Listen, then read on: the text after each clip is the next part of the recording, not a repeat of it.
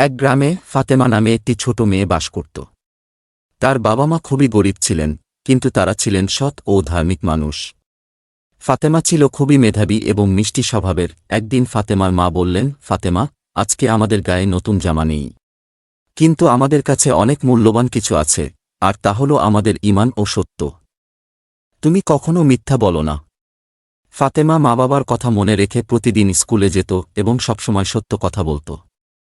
একদিন স্কুলে শিক্ষক একটি কঠিন পরীক্ষা নিলেন। পরীক্ষার শেষে শিক্ষক বললেন, এই পরীক্ষা হবে সত্য ও ধৈর্যের পরীক্ষা। যারা মিথ্যা বলবে বা অন্যায় করবে তারা শাস্তি পাবে।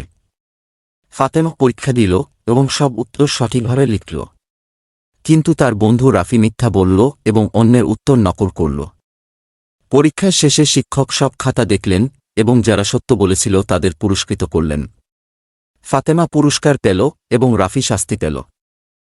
পুরস্কার পেয়ে ফাতেমা খুব খুশি হল।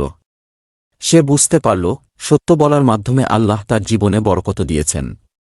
সে তার মা বাবার কাছে এসে বলল, মা, বাবা, আজকে আমি পুরস্কার পেয়েছি। আপনারা আমাকে যে শিক্ষা দিয়েছেন তা আমার জীবনে সফলতা এনেছে। তার মা বাবা হাসিমুখে বললেন, ফাতেমা, সত্যের আলো সবসময় আমাদের জীবনকে উজ্জ্বল করে।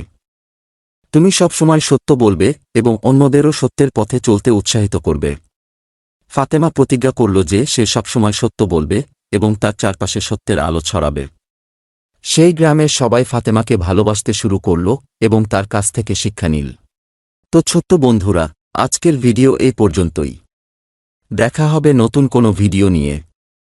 আমাদের ভিডিও ভালো লেগে থাকলে অবশ্যই আমাদের ইউটিউব চ্যানেলটি সাবস্ক্রাইব করে দিবেন। ফেসবুক থেকে দেখে থাকলে অবশ্যই ফলো করে দিবেন, যাতে নতুন কোনো ভিডিও আপনি সবার আগে দেখতে পারেন।